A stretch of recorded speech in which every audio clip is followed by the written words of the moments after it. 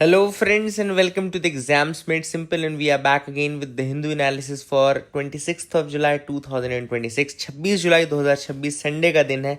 बहुत ही प्यारा न्यूज़पेपर आया और बहुत ही प्यारे तरीके से हम डिस्कस भी करेंगे। फ्रंट पेज से स्टार्ट करेंगे। पहले मैं आपको दिखा देता हूँ नोट्स, बहुत अच्छी बनाई है मैंने और आई होप आप लोग को पसंद आएगी। 26 जुलाई का न्यूज़पेपर है। क्या क्या टॉपिक्स आज हम डिस्कस करने वाले हैं पहले ये देख लेते हैं। तो एंटी चीटिंग लॉ अमेंडमेंट 2026 जो आया है वो देखेंगे। ग्रेट निकोबार आइलैंड प्रोजेक्ट के बारे में जानेंगे। Sarnath 45th world UNESCO world heritage site बन गई, उसके बारे में जानेंगे। Urban diets and gut microbiome, Gujarat floods के बारे में क्या रीज़न थे, कैसे थे। सऊदी अरेबिया यूएस की न्यूक्लियर डील, यूएस सेक्शन 301 हालांकि कल भी आया था लेकिन आज भी आया तो क्या करें, डिस्कस तो करना पड़ेगा। रेड सी क्राइसिस और चोक पॉइंट्स के बारे में जानेंगे। H1B वीज़ा और इंडिया का पहला जो मेडल आया है कॉमनवेल्थ गेम्स 2026 ग्लासगो में झंडू कुमार जी का, उसके बारे में डिस्कस करेंगे। तो I hope you got clarity regarding the newspaper. Start करते हैं। सबसे पहली न्यूज़ है स्ट्रॉन्गर एंटी चीटिंग लॉ 2026। तो यूनियन कैबिनेट ने अप्रूव किया है public examination prevention of unfair means amendment bill 2026। Union cabinet ने अप्रूवल दिया है और ये लिस्टेड है फॉर लोकसभा इंट्रोडक्शन, ठीक है ना, तो याद रखेगा। तो इस बिल में क्या खासियत है, public examinations prevention of unfair means amendment bill में क्या है। तो 2024 में ऑलरेडी ये आया हुआ था, याद रखिएगा 2024 में ऑलरेडी आया था, लेकिन अब इसमें चीज़ें चेंज की गई हैं। फॉर एग्जाम्पल पहली डेडलाइन जो है for completion of investigation into a paper leak case है वो 2 महीने की है।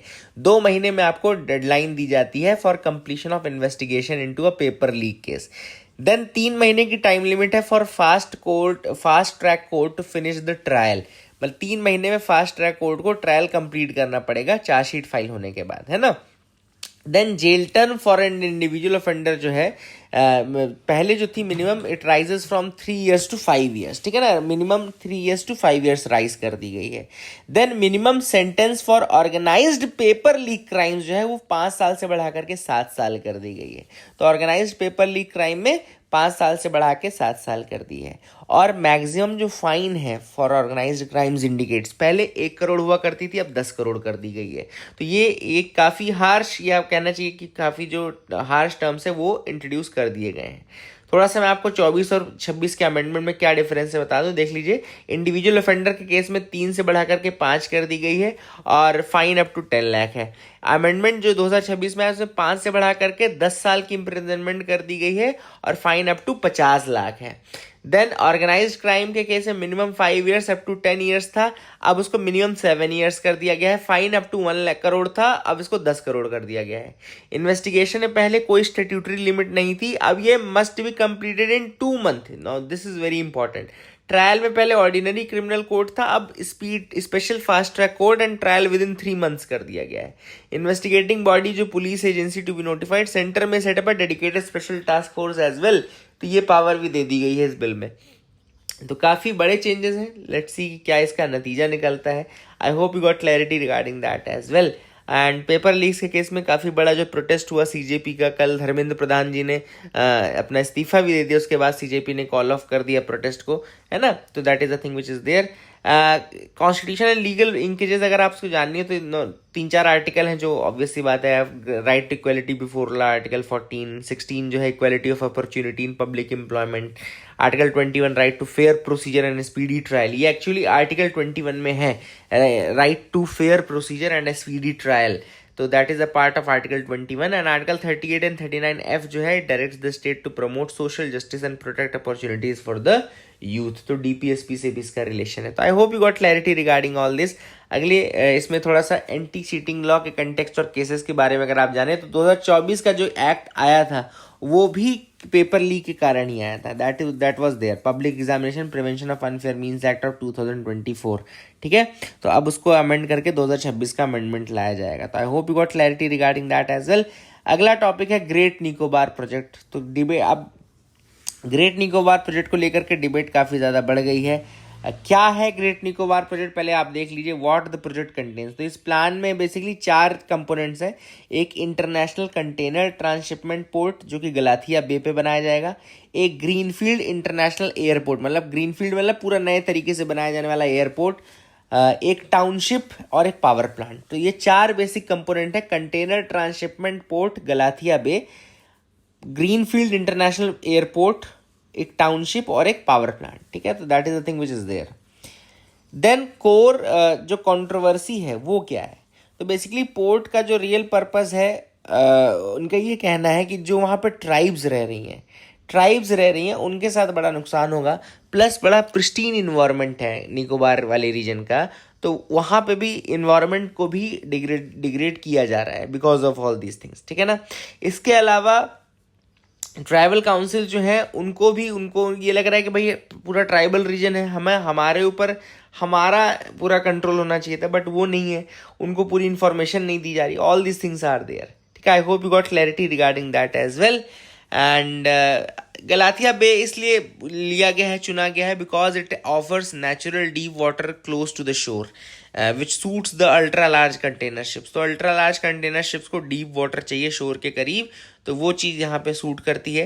And India currently routes most of the transshipment cargo through Colombo, Singapore and Malaysian ports. तो इंडिया का जो ट्रांसशिपमेंट कार्गो है वो Colombo, Singapore and Malaysian port से जाता है, तो वहाँ से फिर ये इंपॉर्टेंट लिया जाएगा। I hope you got clarity regarding that as well. Great Nicobar के बारे में अगर आपको थोड़ा सा ज्योग्राफी और लोगों के बारे में बता दूँ तो स्टेटस है इंडिया का सदर्न मोस्ट आइलैंड है ये। हाईएस्ट पीक इसका माउंट थ्रिलर है। रिवर्स में गलाथिया, अलेक्जेंड्रा, डैगमार, अमृत कौर ये नदियां हैं। एंड प्रोटेक्शन है, ग्रेट प्रोटेक्शन रीजन भी है great Nicobar biosphere reserve. I hope you got clarity. इसके मेन जो ट्राइब्स है, पीवीटीजी आती है, Shompen are the particularly vulnerable tribal groups who live in the interior rain forest and remain largely uncontacted, याद रखेगा। Then एक और ट्राइब है यहाँ पे, the Nicobarese, the Great Nicobaris, Shompen and Great Nicobaris, and both communities' rights are central to the objections raised against the project। इस project के against जितने भी कहने वाले मतलब ऑब्जेक्शंस हैं वो इन्हीं दोनों कम्युनिटीज से रिलेटेड है, Shompen and the Great Nicobarese. I hope you got clarity regarding that. Southern most point of India जो है इंदिरा पॉइंट, वो यहीं पे है, जिसको पिग्मेलियन पॉइंट भी कहा जाता है, पिग्मेलियन पॉइंट। एंड कैंपेबल बे यहाँ पे मेन सेटलमेंट है एंड साइट ऑफ INS बाज है, याद रखिएगा। And 10 degree channel separates Andaman group from the Nicobar group, Andaman को निकोबार सेपरेट करता है 10 डिग्री चैनल, है ना। I hope you got clarity regarding that as well. अगली न्यूज है, why Malacca matters and what are the risk. तो सबसे पहले मलक्का स्ट्रेट के बारे में बता दूं। मलक्का स्ट्रेट कनेक्ट करता है इंडियन ओशियन को to the South China Sea and is bordered by Indonesia, Malaysia and Singapore. IMS याद रखना, इंडोनेशिया, मलेशिया, सिंगापुर। और मलक्का स्ट्रेट कनेक्ट किसको करता है? इंडियन ओशियन को साउथ चाइना सी से। And a very large share of global maritime trade is also taking place through this, है ना। काफी बड़ा शेयर है ग्लोबल ट्रेड का जो किसके थ्रू होता है। I hope you got clarity regarding that as well. ये आपको याद रखना है। मलक्का डिलेमा क्या है? तो China imports the great majority of its crude oil through the single narrow passage which leaves its energy supply exposed to any disruption there. अगर कोई भी डिसरप्शन होता है मलक्का स्ट्रेट में तो चाइना को बहुत इम्पैक्ट पड़ने वाला है। एंड चाइना ही इस डिसरप्शन की जो वल्नरेबिलिटी है, मतलब ये इसकी जो वल्नरेबिलिटी इसको मलक्का डिलेमा कहती है। तो चाइना ही इसको मलक्का डिलेमा कहती है। एंड उनका ये कहना है कि भाई इस रूट पे बहुत कुछ चाइना का डिपेंडेंट है। तो I hope you got clarity regarding that as well. यहाँ पर कुछ ये तो ठीक है, आगे देख लेते हैं। अब यहाँ पे क्या था, बेसिकली कुछ यहाँ पे वो आए थे, आर्टिकल्स आए थे, जैसे article 48A directive principle, the state shall endeavour to protect and improve the environment and to safeguard the forest and wild life of the country. तो चूंकि हम निकोबारीज प्रोजेक्ट डिस्कस कर रहे थे ऊपर, उसमें आर्टिकल 48A याद रखना, DPSP, जिसमें कहा जाता है कि स्टेट का काम है कि protect and improve the environment and safeguard the forest and wild life of the country. Then article 51A का G जो ड्यूटी है, फंडामेंटल ड्यूटी, उसमें भी कहा जाता है कि every citizen shall protect and improve the natural environment including forest, lake, river and wild life and have compassion for the living creatures. तो ये दो आर्टिकल्स काफी important. I hope you got clarity regarding that as well. आपको समझ में आ गया होगा। Sarnath joins the UNESCO world heritage site. अब सारनाथ ने अपने आप को लिस्ट में इंक्लूड करा लिया। 45th UNESCO world heritage site है फ्रॉम इंडिया, याद रखिएगा, उत्तर प्रदेश में है। 45th UNESCO world heritage site है। और इस बार का जो सेशन हुआ था वर्ल्ड हेरिटेज कमेटी का, वो बुसान में हुआ था, जो कि कोरिया में है। रिपब्लिक ऑफ कोरिया में, साउथ कोरिया जिसको हम बोलते हैं, बुसान में। And Sarnath becomes the 45th world heritage site from India. और 48वां सेशन था वर्ल्ड हेरिटेज कमेटी का, इस बार 48वें सेशन में हुआ है। सारनाथ एक वो जगह है जहाँ पे गौतम बुद्ध ने अपना पहला सरमन दिया था आफ्टर एनलाइटमेंट। बोधगया में उनका एनलाइटनमेंट मिला और फिर सारनाथ में उन्होंने पहला डिस्कोर्स रखा था। इसको धर्म चक्र प्रवर्तन सूत्र भी कहा जाता है, setting in motion of wheel of dharma, है ना। तो I hope you got clarity regarding that as well, आपको समझ में आ गया होगा। और यहाँ बेसिकली जो मेन आर्कियोलॉजिकल सारनाथ में रिमेन्स है वो चौखंडी स्तूप में है, तो वही रीजन है इंपॉर्टेंट, चौखंडी स्तूप, तो ये भी याद रखना, ठीक है। I hope you got clarity regarding that as well. और Sarnath lies in Uttar Pradesh 10 kilometres from Varanasi near the confluence of Varuna river and the Ganga. Varuna और गंगा रिवर के कॉन्फ्लुएंस में है। और यहाँ पे बहुत इंपॉर्टेंट डियर पार्क भी लोकेटेड है ना। डियर पार्क की अपनी अलग कहानी है। मेजर मॉन्यूमेंट्स की बात करें तो धामेक स्तूप है, चौखंडी स्तूप है और शोकन पिलर है, ठीक है। I hope you got clarity. और लैंड कैपिटल जो है that one crowded the Ashokan pillar at Sarnath was adopted as state emblem of India में एम्बलम ऑन 26 जनवरी 1950। 26 जनवरी 1950 को स्टेट एम्बलम बनाया गया था किसको, अशोकन इंस्क्रिप्शन का, जो सारनाथ का ही अशोक ये लैंड कैपिटल है। तो I hope you got clarity regarding that as well. और इसमें 3 यहाँ पे 4 एशियाटिक लॉयंस है, उसमें एक चौथे वाले का हिडन व्यू है। एंड व्हील कार्व्ड है ऑन द कैपिटल अबैकस, याद रखें अबैकस पे एक व्हील कार्व्ड है, धर्म चक्र जिसको हम बोलते हैं, 24 स्पोक्स हैं उसमें। I hope you got clarity regarding that as well, ठीक है। आई होप आपको समझ में आ गया होगा। बुद्धिज्म के कुछ इंपॉर्टेंट प्लेसेस में, 4 प्लेसेस में एक सारनाथ भी है, जैसे कि Lumbini is for birth of Buddha, Bodhgaya is for enlightenment, Sarnath is for first sermon and Kushinagar is for Mahaparinirvana. 8 fold truth यहाँ पे बुद्धिज्म की बता दूं, right view, right intention, right speech, right action, right livelihood, right effort, right mindfulness and right concentration. 4 noble truths हैं, दुख यानी life involve suffering, समुद्र यानी कि there is a cause for suffering, निरोध यानी कि suffering can be brought to an end, and magga यानी कि 8 fold path is the way, यानी कि मार्ग, मग यानी मार्ग, है ना, पथ क्या है, तो 8 फोल्ड पाथ है ना, याद रखिएगा। I hope you got clarity regarding that. UNESCO का जो फ्रेमवर्क है उसमें वर्ल्ड हेरिटेज कन्वेंशन हुआ था 1972 में, the world heritage convention of 1972, and इसी के अंतर्गत ये पूरा डिसीजन लिया जाता है। और इंडिया की ये 45th साइट है। I hope you got clarity regarding that as well. आगे मूव करते हैं, non communicable disease and the policy response. तो WHO ने आइडेंटिफाई किया है 4 मेजर नॉन कम्युनिकेबल डिसीजेस को, जिसमें सबसे पहली कार्डियोवेस्कुलर डिसीज यानी कि हार्ट रिलेटेड डिसीजेस, दूसरी है कैंसर, थर्ड है डायबिटीज एंड फोर्थ है क्रॉनिक रेस्पिरेटरी डिसीज, है ना। तो ये 4 डिसीजेस हैं जिनको लिया गया है for major non communicable diseases, याद रखिएगा। I hope you got clarity regarding that as well. And 4 shared behavioural risks भी हैं, 4 शेयर्ड बिहेवियरल रिस्क्स भी हैं, जिसमें टोबैको यूज़ है, हार्मफुल यूज़ ऑफ एल्कोहल है, फिजिकल इनएक्टिविटी है एंड अनहेल्दी डाइट है। याद रखिएगा, tobacco use, harmful use of alcohol, physical inactivity and unhealthy diet, तो these are the things which are there. I hope you got clarity.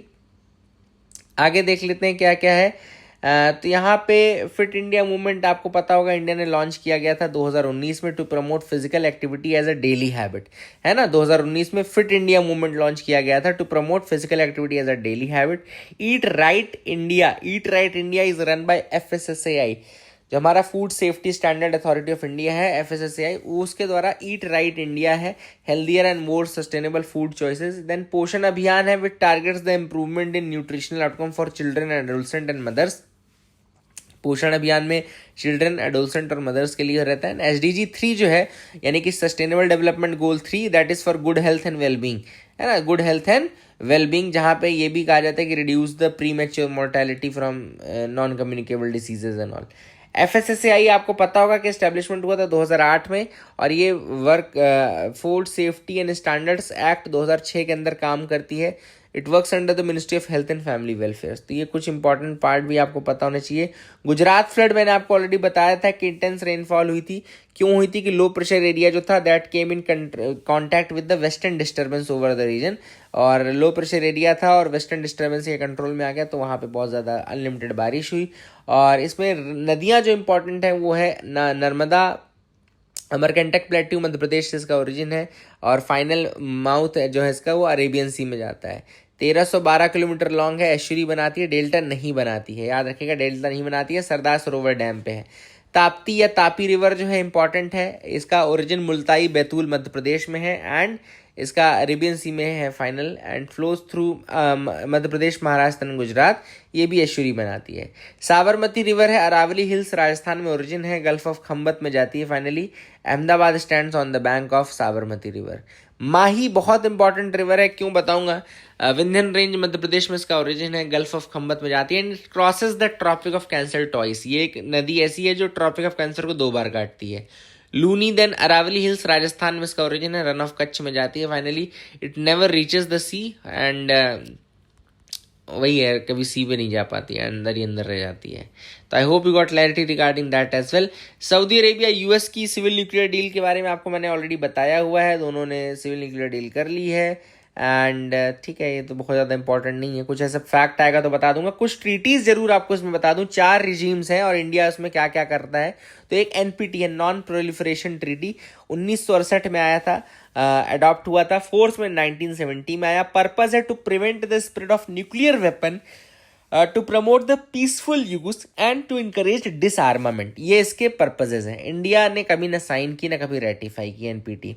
दूसरा IAEA यानी कि international atomic energy association जो है वो उसका एस्टैब्लिशमेंट 1957 में हुआ, हेडक्वार्टर वियना में है। इसका काम क्या है? Safeguard, verification, radiation safety, peaceful nuclear energy. Founding member है इंडिया इसमें, याद रखिएगा, ये भी इंपॉर्टेंट है। Then NSG nuclear supplier group, इसका एस्टैब्लिशमेंट हुआ था आपका 1975 में, और it controls the export of nuclear material and technology. Nuclear supplier group control करता है export of nuclear material and technology. India is not a member, है ना, याद रखिएगा, but we have received a special waiver in 2008। And last है CTBT। CTBT is very important, adopt हुई थी 1996 में। It bans all the nuclear test explosion, सारे nuclear test ban treaty है ये ना, comprehensive nuclear test ban treaty. तो it bans all the nuclear test explosions and it is neither signed and not ratified by India. तो I hope you got clarity regarding that as well. India जो है उसको ये लगता है कि ये एनपीटी और CTBT जो है वो डिस्क्रिमिनेटरी हैं, इसलिए हम इनका पार्ट नहीं बनेंगे, ठीक है। तो I hope you got clarity regarding that as well.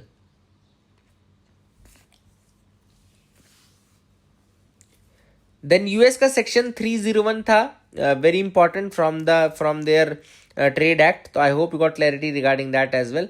कल मैंने आपको बताया था सेक्शन 301 उनके ट्रेड एक्ट का काफ़ी इंपॉर्टेंट है, और इसमें जो ड्यूटी है वो 10% की लगाई गई है इंडिया के ऊपर for those items which include not child labour but force labour, है ना। हालांकि ये इंडिया के लिए अच्छी बात है कि बहुत कम है, बाकी कंट्रीज में और ज़्यादा लगाई गई है, ठीक है। I hope you got clarity regarding that as well. तो ये 301 था, और सेक्शन 301 जो है ट्रेड एक्ट का, उनको पावर देता है कि वो इस तरीके के टैरिफ लगाए जा सकते हैं अगर गवर्नमेंट को वहाँ लगता है तो, ठीक है ना। I hope you got clarity regarding that as well. अब कुछ टर्म्स है जो टैक्स के, जैसे एड वैलोरम लिखा गया है। एड वैलोरम मतलब कि a percentage of the value of the goods, ठीक है ना। एड वैलोरम जो टैक्स होता है percentage of the value of the goods, जैसे मान लो 10% है तो 10% उसकी वैल्यू का, ठीक है। I hope you got clarity regarding that. Ad valorem term याद रखना।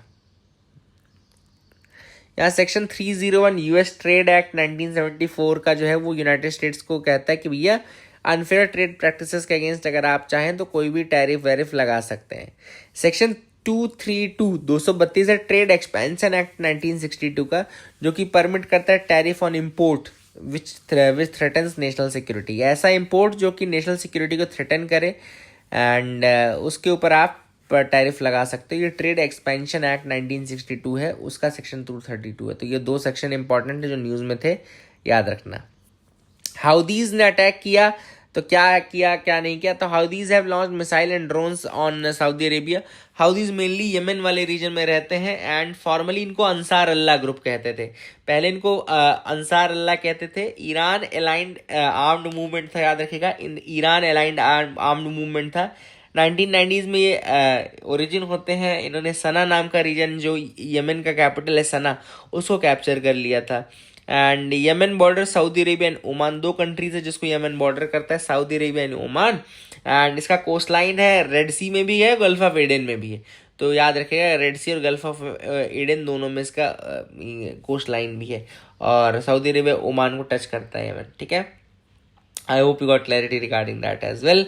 एंड इसमें बहुत सारे टॉपिक्स इंपॉर्टेंट है, जैसे कि एक तो रेड सी की बॉर्डरिंग कंट्रीज। तो आपके लिए छोटा सा सवाल है कि मुझे आप रेड सी की बॉर्डरिंग कंट्रीज के नाम बता दो कमेंट सेक्शन में, मज़ा आ जाएगा, ठीक है ना। और एक लीगल फ्रेमवर्क जो है अनक्लॉज, जो 1982 का है, वो तो न्यूज़ में आता ही रहता है अनक्लॉज उसको लेकर के। तो I hope you got clarity regarding that as well. Choke points जो न्यूज़ में कई बार आते हैं वो है Babel Mandeb, strait of Hormuz, gulf of Aden and red sea. याद रखिएगा, बाबेल मंडेब कनेक्ट करता है रेड सी को गल्फ ऑफ एडन से and so links Europe to the Asia through Suez Canal. तो बाबेल मंडेब काफ़ी important है।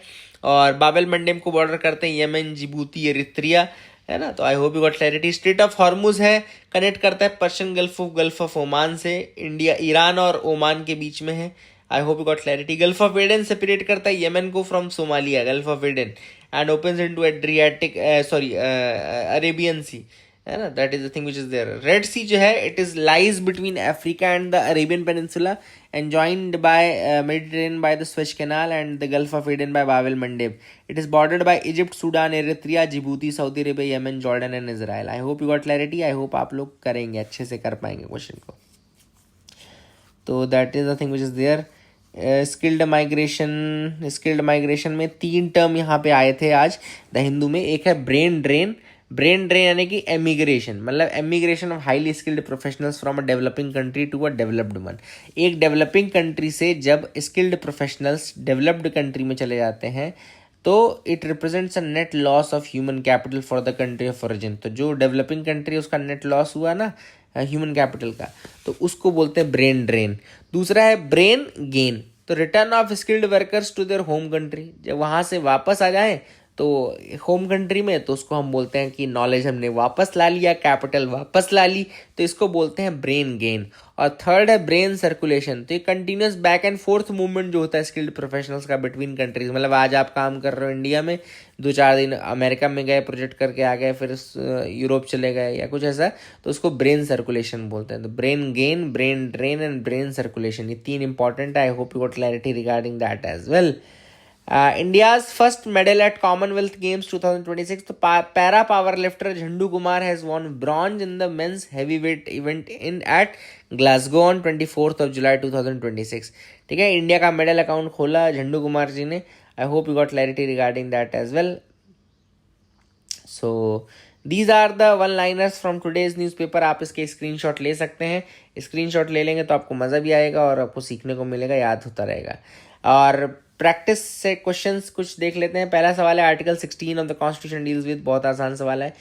The Nicobarese megapode is classified on the IUCN red list as, तो इसको vulnerable याद रखना। And that is the thing which is important. Under amendment of 2009 हटाओ। INS बाज मैंने बता दिया था आपको, कैंपेबल बे में है।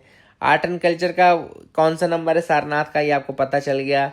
ठीक है, कौन सी नदी है जो ट्रॉपिक ऑफ कैंसर को 2 बार कट करती है, पता चल गया। डिसबायोसिस क्या है, डिसबायोसिस एक नया टर्म भी आपको सीखने को मिलेगा, dysbiosis and imbalance of gut micro organism. एक जो गट माइक्रो ऑर्गेनिज्म है उनका इम्बैलेंस जो होता है उसको डिसबायोसिस बोलते हैं। Imbalance between beneficial and harmful micro organisms in the gut. जब हार्मफुल और बेनिफिशियल माइक्रो ऑर्गेनिजम्स का इम्बैलेंस हो जाता है बॉडी में तो उसको हम डिसबायोसिस बोलते हैं। तो I hope you got clarity regarding that as well. ये कुछ क्वेश्चंस और हैं, आप देखते रहिए। आई होप आपको पसंद आए होंगे। That is it for the day. Keep loving us, keep sharing us. Thank you and have a nice day friends.